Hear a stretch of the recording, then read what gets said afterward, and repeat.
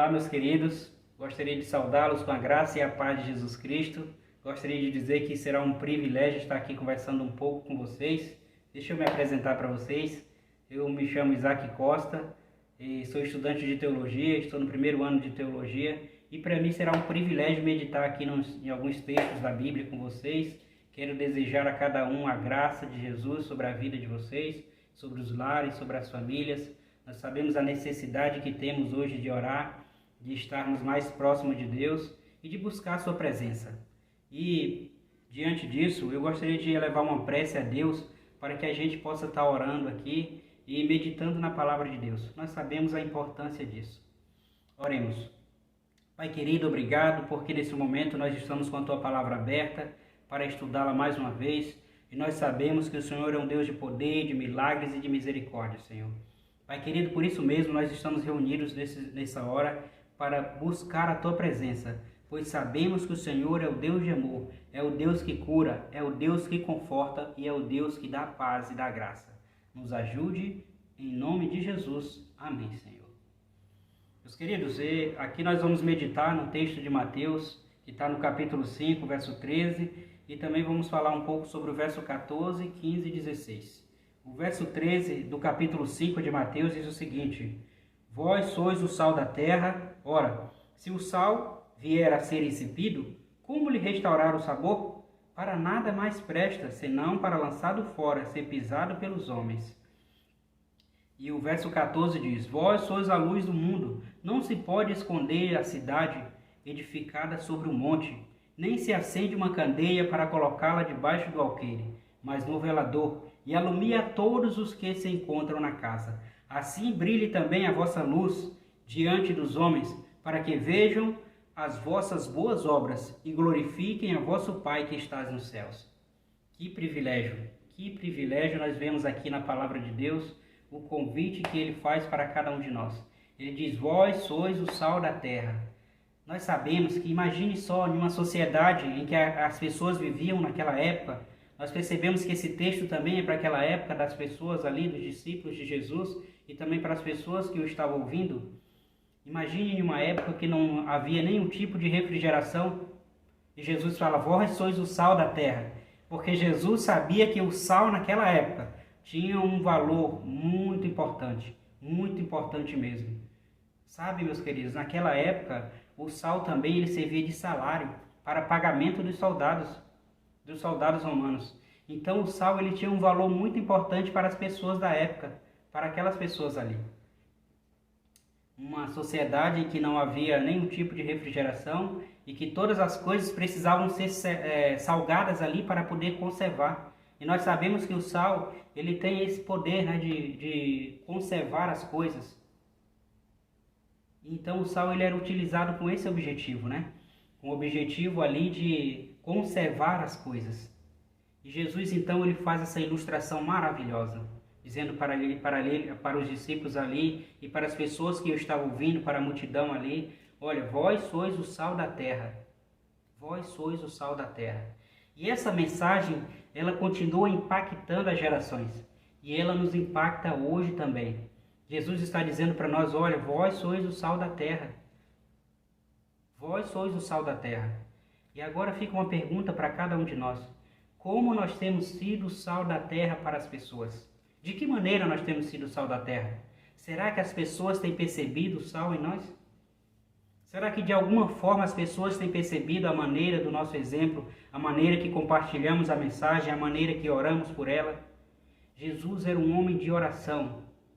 Jesus, o período que ele passou aqui na terra, ele foi um homem de oração. Na Bíblia, cita mais ou menos 650 orações. Dessas 650 orações, 450 foram respondidas com um sim, de maneira rápida. Imagine, 650 orações. Então nós percebemos o poder que a oração tem. Hoje ainda, nós, como sal da terra, precisamos ser o tempero para as pessoas. Precisamos de alguma forma encontrar no coração das pessoas o desejo de buscar a Deus. As pessoas precisam ver em nós esse sal. Porque a Bíblia aqui também diz, olha, e se esse sal ele vier a ser expido, que valor teria ele? Nenhum, somente para ser lançado fora. Então o sal para aquela época significava muito para eles. Hoje também, meus queridos, quando nós vamos passando e vendo ali o período em que os discípulos passaram, Jesus ele estava ali iniciando seu ministério, ainda no começo do seu ministério, e as pessoas elas precisavam ouvir isso de Jesus. Jesus estava dizendo para os discípulos, olha, vocês são ainda muito jovens, mas vocês serão o sal da terra, vocês irão testemunhar de mim, vocês irão dar testemunho de mim, porque vocês são o sal da terra. Jesus então começa a preparar aqueles discípulos. Nós percebemos que muitos deles, ali de acordo com a tradição e com os estudos, eram muito jovens ainda. Eles precisavam ouvir essas palavras encorajadoras de Jesus para as pessoas. Hoje também, meu querido, Deus está chamando eu e você para que sejamos o sal da terra. Olha, é uma responsabilidade nossa ser o sal da terra. É uma responsabilidade minha e sua. Tenha certeza disso, você que está me acompanhando. Você precisa ser o sal na vida de alguém. Imagine, Jesus agora faz um convite para você, você aceita o Evangelho, mas se você só ficar ouvindo a mensagem, e se nós não tomarmos uma atitude, para que servirá tudo isso?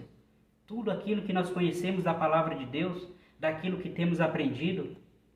Nós precisamos ser o sal da terra na vida das pessoas. As pessoas precisam ver em nós esse sal. As pessoas precisam ver em nós o amor de Jesus. Ellen White, lá no Caminho a Cristo, livro Caminho a Cristo, páginas 78 e 79, ela diz o seguinte, olha, era um privilégio para os anjos seria um privilégio pregar o Evangelho, mas Deus decidiu deixar essa responsabilidade conosco, a fonte maior de amor. Jesus então vem, mostra esse amor aos discípulos, como eles devem pregar o Evangelho, como eles devem levar o Evangelho para as pessoas. E aqui também nós vemos o texto, o verso 14 e o verso 15, que diz assim, vós sois a luz do mundo, não se pode esconder a cidade edificada sobre um monte, nem se esconde uma candeia para colocá-la debaixo do alqueire, mas no velador, e alumia todos os que encontram na casa. Assim brilhe também a vossa luz diante dos homens, para que vejam as vossas boas obras e glorifiquem a vosso Pai que estais nos céus. Sabe, meu querido, naquela época ali de Jesus, as pessoas elas pegavam o azeite de oliva e elas colocavam dentro de um recipiente ali de barro e elas colocavam em um lugar um lugar visível, um lugar que desse para aquela luz expandir, para que as pessoas que estivessem ali ao redor elas fossem iluminadas por aquela luz. E Deus então, Jesus então usa esse discípulo, olha, Jesus então usa esse exemplo e ele diz, olha, vocês, meus queridos, vocês agora vão ser a luz do mundo. As pessoas precisam me ver em vocês. Jesus fala isso ali para os discípulos e ele fala isso para nós hoje também. É um privilégio. Deus fala que é um privilégio. Aqui nesse livro, Caminho a Cristo, diz que é um privilégio.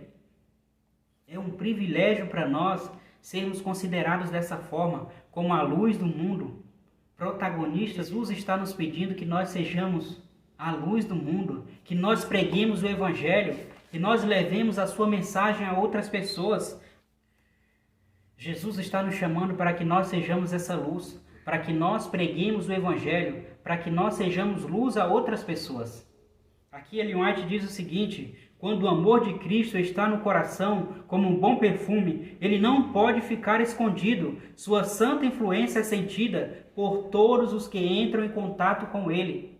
Quando o amor de Cristo está em nossos corações, não tem como esse amor ficar escondido.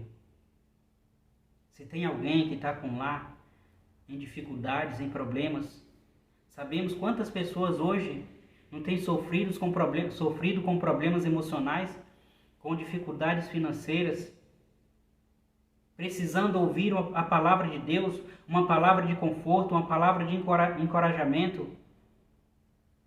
Pode ser que eu e você conheçamos alguém e Deus está pedindo para nós, para que nós não escondamos a nossa luz, de maneira alguma, porque o amor de Cristo, nós precisamos viver o reflexo do amor de Cristo. Nós precisamos refletir o amor de Deus para as outras pessoas. As pessoas precisam ver em nós o amor de Jesus. As pessoas precisam ver em nós o amor de Deus. Jesus aqui no treinamento para com esses discípulos, ele estava querendo dizer isso. Olha, vocês vão um dia sair e vão pregar o Evangelho. Vocês vão ser essa luz. Vocês vão brilhar para as pessoas. E nós sabemos muito bem que os discípulos, eles cumpriram esse papel. Muitos deles ali, após a morte de Jesus, eles saíram para diversos lugares para pregar o Evangelho, para dar o testemunho do amor de Deus. E nós sabemos também que, segundo os relatos, alguns desses discípulos, eles sofreram terrivelmente por ser essa luz. Sofreram perseguição, foram humilhados, padeceram fome, mas eles continuaram sendo essa luz. Esses discípulos, eles continuaram levando a luz de Deus, pregando o Evangelho. Nós sabemos como esses discípulos sofreram para poder ser a luz do mundo. Hoje pode ser que nós também soframos algumas consequências de tantas coisas que nos têm afligido. Imagine, quem imaginou que um dia nós iríamos passar por essa situação de termos que ficar dentro de casa, de não podermos ter ali o abraço do calor, o calor humano, a proximidade. E segundo a psicologia, isso é tão importante para os bons relacionamentos, para que a pessoa tenha uma saúde emocional, para que a pessoa viva melhor, para que seus relacionamentos para que os seus relacionamentos eles tenham mais amor. Nós sabemos que em meio a esse isolamento, quantas pessoas não estão necessitando de ouvir a palavra de Deus? Quantas pessoas não estão necessitando sentir a presença de Deus? E Deus está dizendo aqui através desse texto: meu filho, você é o sal da terra. E o sal, ele tinha um valor muito alto naquele tempo. E se Jesus faz essa comparação conosco, é porque ele nos deu esse privilégio. E como eu falei aqui no livro Caminho a Cristo, era um privilégio para os anjos fazer isso. Mas Jesus escolheu eu e você para que nós pudéssemos pregar esse Evangelho, para que nós pudéssemos viver esse Evangelho. Mas, meus queridos, nós sabemos que antes de mais nada, Jesus ele pregou esse Evangelho e Jesus também viveu esse Evangelho. Então, para que nós preguemos esse Evangelho, nós precisamos também viver esse Evangelho.